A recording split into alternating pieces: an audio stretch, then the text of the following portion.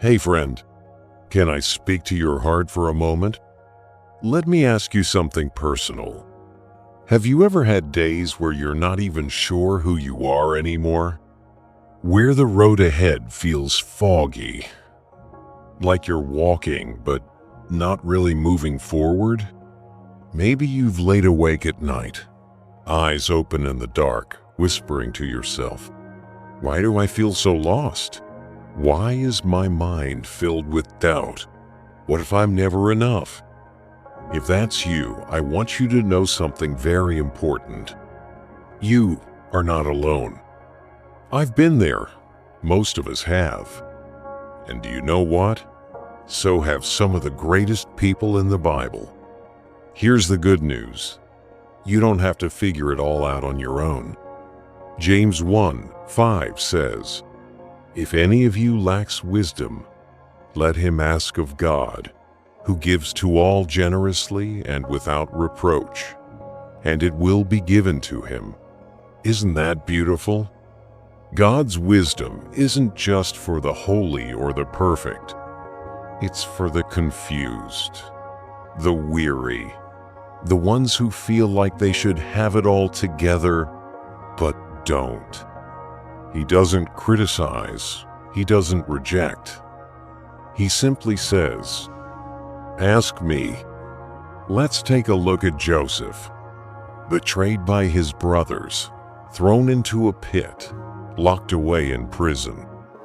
But later, he became second in command over all of Egypt. How? Because at every turn, Joseph leaned on God for understanding. And Daniel? Living in exile, surrounded by idol worship and political pressure. Yet he remained faithful. He sought God in prayer, and through that trust, he was given the wisdom to interpret the king's dreams when no one else could. Wisdom doesn't come from worry. It comes from worship. It grows when we stop trying to control everything and start surrendering to the one who already knows the way.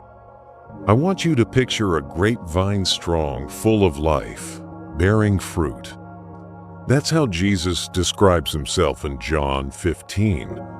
"I am the true vine, and my Father is the gardener. Remain in me, as I also remain in you." No branch can bear fruit by itself. We weren't created to live disconnected. And yet, so many of us try. We run on empty. We chase answers in people, in distractions, in endless busyness. But Jesus says, "Come to me. Remain in me." When we stay close to him, something shifts. The fog in our mind begins to clear. What once felt overwhelming begins to settle. Instead of asking, "What do I want?" we start asking, "God, what are you doing in me right now? What do you want to grow through me?" Because clarity doesn't come from controlling your life. It comes from connecting your life to Christ. Let me ask you something honestly. Have you ever looked at your life and thought, "Is this really it?" You wake up, get dressed, go to work, come home, but deep down, something feels off. Like you're just existing, not really living. When that feeling creeps in, I want you to hold on to this promise. Jeremiah 29:11. "For I know the plans I have for you, declares the Lord. Plans to prosper you and not to harm you.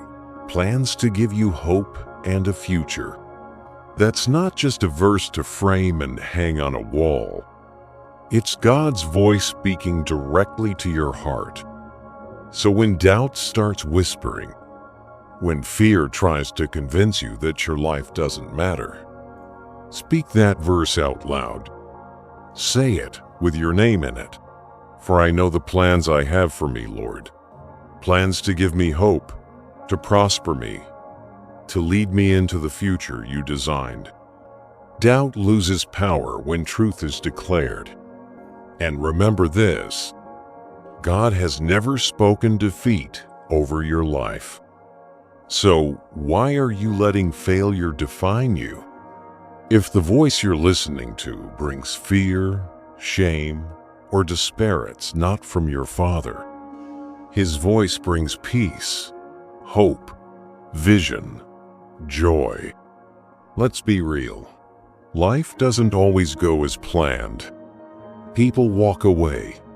Plans collapse. Sometimes your heart breaks in ways you didn't expect. In those moments, Proverbs 16:3 becomes a lifeline.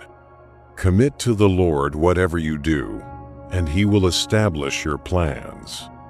Commitment doesn't mean perfection. It doesn't mean pretending you're okay when you're falling apart. It means saying, God, I don't know how this ends, but I know you're with me in the middle of it. Think about Job. He lost everything: his family, his health, his home.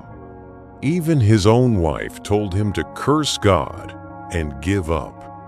But Job didn't let go. He trusted God, even when he had no answers. And in the end, God restored everything, double what he had before. Proverbs 3:5-6 says it like this: Trust in the Lord with all your heart, and lean not on your own understanding. In all your ways submit to Him, and He will make your paths straight.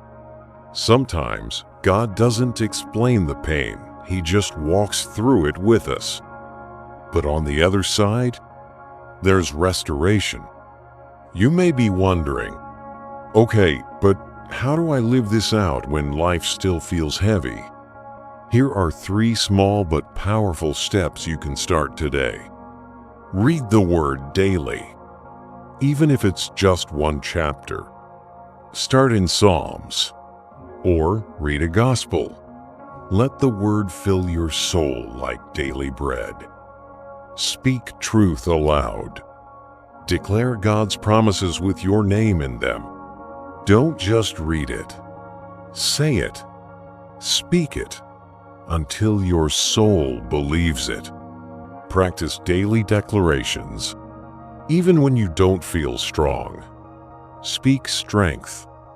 Even when you feel lost, speak hope. Even when nothing makes sense, speak truth. Because your feelings don't get the final say, your faith does. Let's pray together. Father, thank you for every person listening right now. Thank you that your plans for us are good even when we don't understand them. Silence every lie of the enemy. Drown out every voice of fear. Help us walk boldly in the truth that we are known, loved, and called by you. We trust you. We rest in you. We receive your peace. In Jesus' name, Amen. And now, before you go, I want you to say this with me.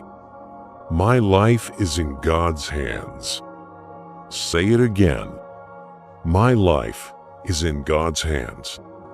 No matter what you're facing, no matter how heavy it feels, God's not done with you. He's still writing your story, and He writes redemption into every page. So, rest, trust, and keep walking. Because you are seen, you are loved, and your future is secure held by the one who never fails.